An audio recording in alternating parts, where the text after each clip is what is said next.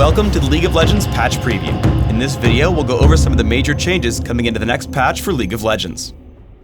This patch, we have a number of extremely large changes coming into the game. We have a significant update on Sivir, complete with updated base stats, a remake on Ricochet, and a brand new passive. What problems are we looking to solve, and what new toys can Sivir players expect here? The biggest thing that's held Sivir back in the past has been her very short range for an AD carry. We've increased this pretty substantially to kind of fill more of that ranged AD feeling that you expect from these types of characters, as well as to give her a little bit more safety on the farm side. The second thing we did is we reworked Sivir's W, Ricochet. Now instead of being a toggle that drains mana on each attack, it's an on next hit effect like Nasus' Siphoning Strike. This will let her do kind of a double attack thing like we see with other on next hit effects, which improves her ability to skirmish and kind of play in the lane when there's fewer than 5 targets. Finally, we've changed Sivir's passive.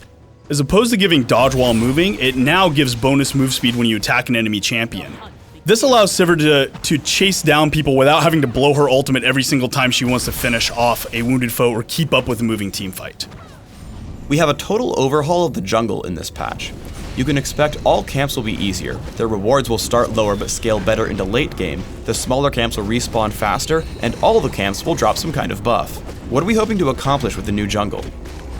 One of the major goals with changing the jungle was to make it more accessible to lower level summoners and summoners who don't have all of the optimized perfect runes for jungling. There's still going to be junglers who are faster, there's still going to be junglers who are safer, and we like that, but you're going to be able to try some wacky builds or try out jungling at earlier summoner levels than you were before.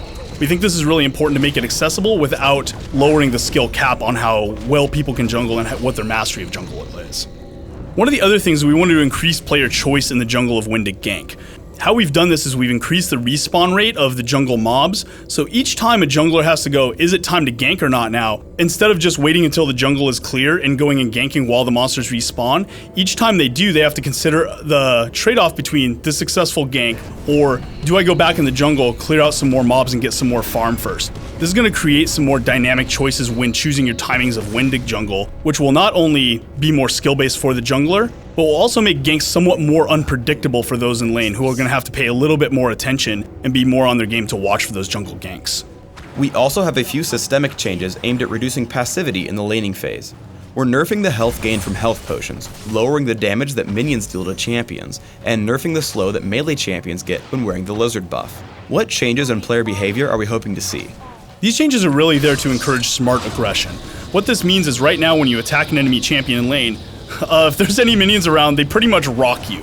The incentive here is really bad because you're really disincentivized from ever getting in and really engaging enemy champions, even if you have the upper hand in a lot of cases. This minion damage nerf to champions is going to help make it so if you think about when the right time to strike is, you can get in there and you can really engage and you can really feel like you made the right choice.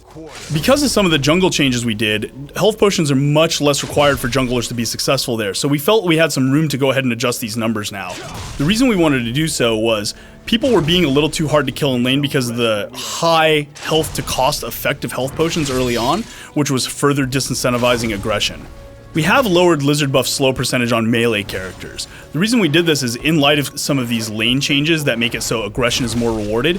You know, you're going to start pushing in and getting some good engagements on these enemies, but the enemy jungler comes out with red buff and is really powerful and scary. What it means is if usually he hits you once with this buff on, it pretty much spells a wipe for your lane. We wanted to reduce that a little bit so that you can still push into that enemy team and fight them, and if that jungler comes out, it doesn't spell instant doom, it just tips the scales in their favor. Thanks for tuning in to the League of Legends patch preview. Please subscribe to the Riot Games YouTube channel above, and don't forget to thumbs us up just below the video.